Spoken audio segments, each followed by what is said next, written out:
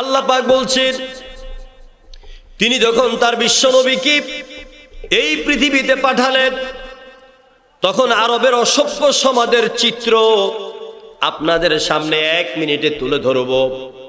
বিশাল ইতিহাস, গোটা ইতিহাসের সাবস্ট্যান্স হলো এরকম।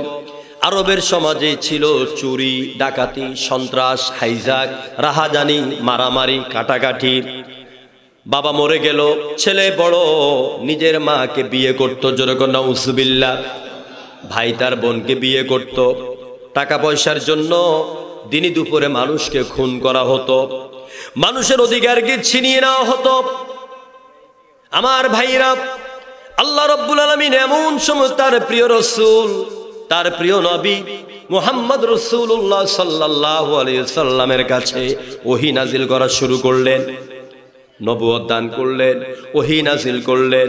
হেরা গুহার পর্বতে, যে গুহার ভিতরে প্রথম ওহী নাজিল হয়, আমি প্রায় 2.5 ঘন্টা লেগেছে ওই গারে হেরা জাবালে নূর নিজে আস্তে আস্তে করে উঠতে উঠতে আমার 2.5 ঘন্টা লেগেছে। সেই গুহার ভিতরে প্রবেশ করেছি, যেই গুহার ভিতরে আমার রাসূল দীর্ঘদিন গবেষণা করেছেন, রিসার্চ করেছেন। আর জিব্রাইল নবীর কাছে প্রথম ওহী নিয়ে আসেন। ছোট্ট একটা গুহা, পাথরের সাথে পেট আর পাহাড়ের সাথে পিঠ লাগাইয়া চ্যাপ্টা হইয়া ঢুকতে হয়। সেই গুহার ভিতরে এলো জিব্রাইল, এসে আমার নবীকে বলছেন ইকরা, জোরে করে আল্লাহু আকবার। ইকরা, রিড, পড়ো। আমার হুজুর জবাব দিচ্ছেন মা আনা বিকারি, আমি পড়তে জানি না। তো এই শব্দটার আমি পড়তে জানি না বা মা আনা বিকারি, এটার তাফসীর করেছেন শাইখুল হাদিস এবং বিভিন্ন মুহাদ্দিসিন কিরাম, যে এটার ব্যাখ্যাটা হবে আমি পড়তে জানি না। এই কথা বলে রাসূলকে ছোট করা যাবে না, বরং আমি পড়বো না, আমি পড়বো না। হু আর ইউ, তুমি কে, আমি কি পড়বো? জিব্রাইল আবার বলছেন ইকরা, পড়ো। নবীজি বলছেন মা আনা বিকারি, আমি পড়বো না। এরপরে হযরতে জিব্রাইলকে আল্লাহ পাক বলছেন জিব্রাইল, আমার হাবিব এইভাবে পড়বে না, তোমার বুকের সঙ্গে আমার হাবিবের বুক মিলাও, আর ইকরার পরে আরো কয়েকটা শব্দকে সংযোজন করে দাও, দিয়ে এবার তুমি বলো ইকরা বিসমি রাব্বিকাল্লাযী খালাক। জোরে কোন সুবহানাল্লাহ, আরো জোরে কোন আল্লাহু আকবার। এতক্ষণ বললো ইকরা, পড়ো। হুজুর বলছেন পড়বো না। এবার যখন বলছেন বিসমি রাব্বিকাল্লাযী খালাক, ও আল্লাহ নবী মুহাম্মদ, আমি জিব্রাইলের নামে পড়তে আপনাকে বলছি না, আমার কোনো শিক্ষা ব্যবস্থা আমি আপনাকে শিক্ষা দিচ্ছি না, আমার নিজের কল্পনা প্রসূত কোনো জ্ঞান আপনাকে শিখতে বলতেছি না, বরং আপনাকে আরশের যে রব বানিয়েছেন ওই রবের নামে আপনি পড়া শুরু করে দেন। এবারে জিব্রাইল যা বলে আমার রাসূল তার সাথে সাথে বলতে থাকেন, কোন সুবহানাল্লাহ। কি বুঝাইলাম? আল্লাহ পাক ওহী নাজিলের ফার্স্ট সেন্টেন্স বললেন ইকরা বিসমি রাব্বিক, তুমি তোমার রবের নামে পড়ো। এখানে আল্লাহ পাক তিনি তার সিফাতি নামটা ব্যবহার করলেন। রব অর্থ কি বলেন তো? আরো জোরে কোন। হুজুর আপনাদের খতিব সাহেব বড় জ্ঞানী মানুষ, তিনি কিন্তু আপনাদের মতন আল্লাহ বলেন নাই, তিনি বলছেন প্রতিপালক। রব মানি আল্লাহ নয়। আমার আল্লাহ পাকের এই কোরআনের ভিতরে নাম আছে 99টা। কয়টা নাম? কথা বলতে কষ্ট হবে আপনাদের। আমার ভাইরা, রব শব্দের অর্থ আল্লাহ নয়, খুব ভালো করে বুঝবেন, মুখস্থ করে যাবেন। রব শব্দের অর্থ আল্লাহ নয়। রবের এক অর্থ হলো প্রতিপালক, রবের অর্থ হলো সামঞ্জস্য দানকারী, রবের অর্থ হলো আইনদাতা, রবের অর্থ হলো জীবনদাতা, রবের অর্থ হলো হুকুমদাতা, রবের অর্থ হলো সার্বভৌমত্বের মালিক। আল্লাহ রাব্বুল আলামিন তিনি শুরুতে বললেন ইকরা বিসমি রাব্বিকাল্লাযী খালাক। ও নবী, আমি আপনাকে প্রথম যে জ্ঞান শিক্ষা দিলাম এটা হবে রবের জ্ঞান। জনগণ কার জ্ঞান? এটা হলো রবের জ্ঞান। আল্লাহ তো বলতে পারতেন ইকরা বিসমিল্লাহিল্লাযী খালাক, পড়ো তুমি তোমার ওই আল্লাহর নামে যে আল্লাহ তোমাকে বানালেন। কিন্তু এখানে আল্লাহ নাম শব্দটি উচ্চারণ করেন নাই, আল্লাহ উচ্চারণ করেছেন রব। কি? রব। কারণ আল্লাহ আর রব এক কথা নয়। এই পৃথিবীতে যত বড় বড় ডিক্টেটর এসেছে, যত বড় বড় রাজা এসেছে, ফেরাউন এসেছে, নমরুদ এসেছে, কেউ এই কথা বলেন নাই যে আনাল্লাহ, আমি আল্লাহ। বলেছেন? বলেছেন? তিনি বলেছেন আনা রব্বুকুমুল আলা, আমি তোমাদের বড় খোদা। কারণ আল্লাহ সাজার ক্ষমতা কারো নাই। রব এই জন্য সাজতে চায় কারণ তার আইন দিয়া দেশ চালায়, তার আইন দিয়া সমাজ চালায়, তার আইন দিয়া রাষ্ট্র চালায়।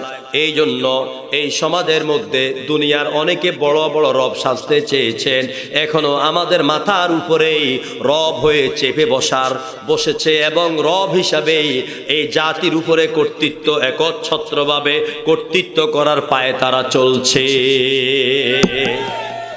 এই জন্য আল্লাহ পাক তার নবীকে দিয়া আমাদেরকে শিক্ষা দিচ্ছেন, পৃথিবীতে যত জ্ঞান অর্জন করবা আগে জ্ঞান অর্জন হবে রবের নামে। জোরকন কার নামে?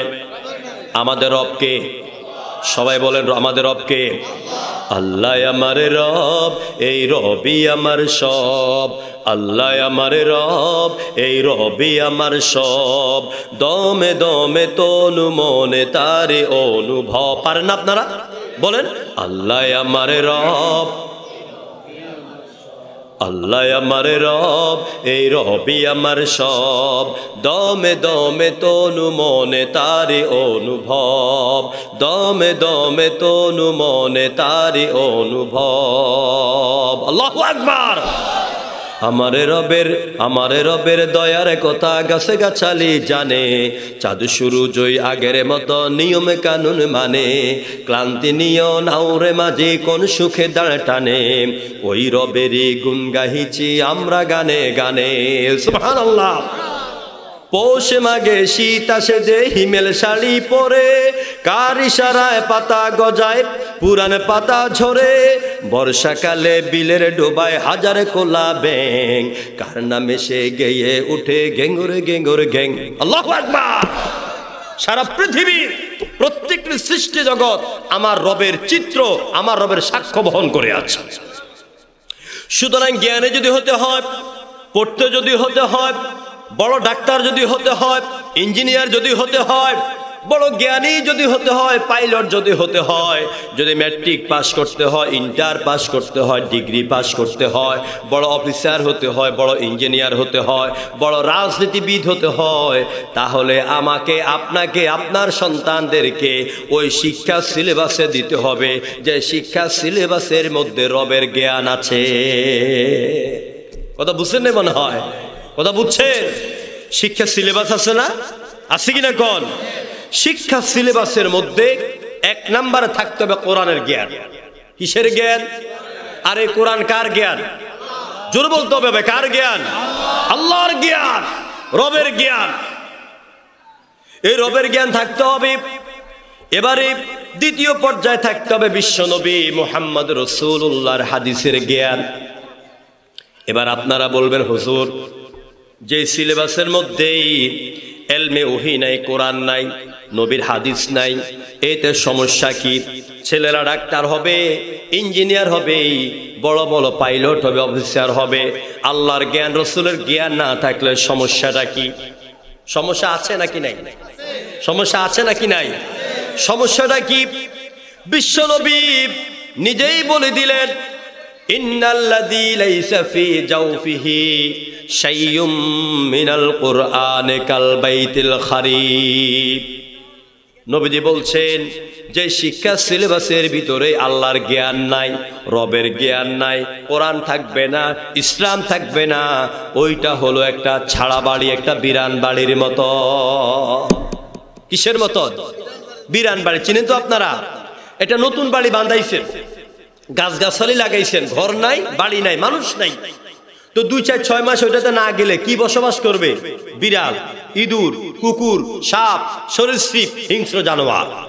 ঠিক যেই শিক্ষা সিলেবাসের ভিতরে এই কোরআনের ইলম থাকবে না, রবের জ্ঞান থাকবে না, নবীর আদর্শ থাকবে না, নবীর হাদিস থাকবে না, ওই শিক্ষা সিলেবাস দিয়া ওই রকম হুতুম পেঁচা আর বান্দর ছাড়া ভালো মানুষ তৈরি হবে না। আজ পরিকল্পিতভাবে কোন এক অদেখা অদৃশ্য কোন শক্তির ইশারায় আমার দেশের শিক্ষা কারিকুলামকে পরিবর্তন করে দিয়ে আগামী প্রজন্মের, বর্তমান প্রজন্মের সন্তানদেরকে নাস্তিক বানাবার জন্য শিক্ষা সিলেবাস কারিকুলাম তৈরি করেছে। আমার ভাইরা, বাচ্চাদেরকে শিখাবার আগে শিক্ষকদেরকে ব্যাঙ্গে লাফানি শিখাচ্ছে। জনগণ ঠিক কিনা? কিরিং কিরিং কিরিং কিরিং সাইকেল চালাও, এটা শিক্ষা দেওয়া হচ্ছে। মহিলা টিচার পুরুষ টিচারদের সামনে দাঁড়াইয়া ওরে এরকম হাত ঝুলাইয়া নাচতে হচ্ছে। মহিলা টিচারের বুক ঝুলে আর টিচাররা বসা মারে। দেশটাকে এবং আগামী দিনের আপনার ছেলেকে, আপনার মেয়েকে জানা ব্যভিচারের দিকে রাষ্ট্রীয়ভাবে ঠেলে দেওয়ার পরিকল্পনা করা হচ্ছে। এই জন্য আমি যে ভূমিকাটা দিয়েছি, আমার উদ্দেশ্য হচ্ছে যদি আমাদের দেশটাকে আমরা ভালো রাখতে চাই, জানা ব্যভিচার মুক্ত রাখতে চাই, এটি সুন্দর সমাজ, রাষ্ট্র বিনির্মাণ করতে চাই, তাহলেই অবশ্যই এই যে ইউটিউব আছে, তাফসির টিভি, এই চ্যানেলের মাধ্যমে আলোচনা চলে যাবে। আমার একটা আছে জাবেরি টিভি, আলোচনা চলে যাবে। আমি সারা দেশের মানুষকে সতর্ক করার জন্য বলি, বর্তমান যে কারিকুলাম রেডি করা হয়েছে, আগামী জানুয়ারি থেকে এটা চালু করা হবে। যদি এই কারিকুলাম পরিবর্তন করা না হয়, তাহলে এই শিক্ষা সিলেবাস অনুযায়ী পড়াশোনা করা মুসলমান সন্তানদের জন্য হারাম, হারাম এবং হারাম। প্রিয় বন্ধুগণ, আমাদের আগে ইসলাম শিক্ষা বই ছিল। বাংলা বইয়ের মধ্যে ছিল নবীর ভালোবাসা, মায়ের ভালোবাসা, নবীর আদর্শ, আবু বকরের গল্প, উসমানের গল্প, উমরের গল্প। এখন সব ফিনিশ। এখন ক্লাস 6-7-এ শারীরিক শিক্ষার নামে সেক্স শিক্ষা দেওয়া হচ্ছে। 2 নম্বরে মেয়েদের শরীরের পরিবর্তন কেমনে আইব, এগুলি ক্লাসে পড়াইতে হয়। আমাদের মায়েদেরকে, বাবাদেরকে, আমাদেরকে পড়াইছে এগুলি, তো আমরা এগুলি জানি না। আজকে ক্লাসের মধ্যে আলুর ভর্তা বানানো শেখানো হয়। জনগণ ঠিক কিনা? ও জাতি, তোমরা এখনো ঘুমন্ত। তোমাদের একটা ট্যাপ লাগাই দিছে, উমুক রাস্তাঘাট, তুমুকেই তুমুকেই, এইগুলি করে করে আমাদের মূল মগজকে খেয়ে ফেলতেছে। আর কবে জাগ্রত হবে? ঘুম থেকে কবে উঠবেন? সময় এসেছে।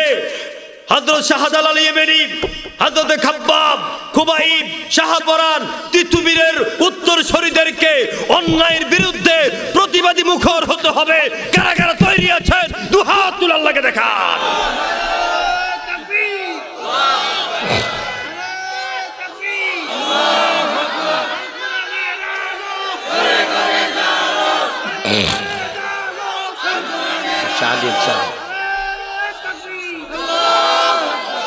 আলহামদুলিল্লাহ, আল্লাহ এলাকার যুবকদের কলিজার ভিতরে হযরত খাব্বাব আর খুবাইবের রক্তের কলিকাকে আবার জাগ্রত করে দাও।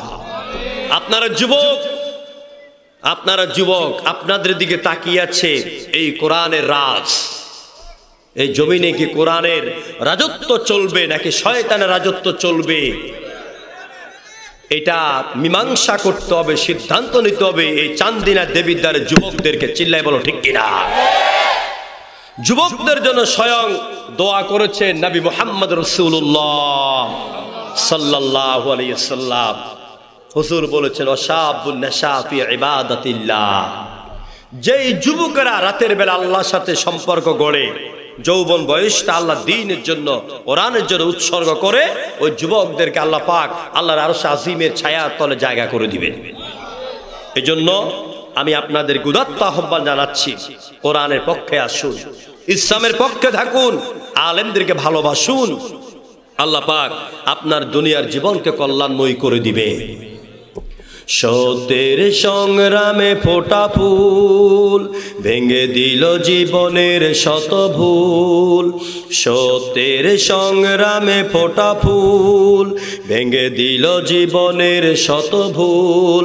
সুগন্ধ ছড়িয়ে হৃদয় ভরিয়ে আমাদের কেন যেন ডেকে যায়, আমাদের কেন যেন ডেকে যায়, ডেকে যায়, ডেকে যায়, আমাদের কেন যেন ডেকে যায়। ঠিক কিনা বলেন? সে সত্যের সংগ্রামের ফুটন্ত গোলাপের নাম হলো কোরআন। জোরে বলেন কি নাম? কোরআন আমাকে ডাকছে, আপনাদেরকে ডাকছে, চান্দিনের যুবকদেরকে ডাকছে, দেবিদ্যার যুবকদেরকে ডাকছে, বৃদ্ধদেরকে ডাকছে, মা বোনদেরকে ডাকছে। আমি কোরআনের পতাকা তলে আসো, আমি তোমাকে জান্নাতের রাস্তা দেখাইয়া দিব।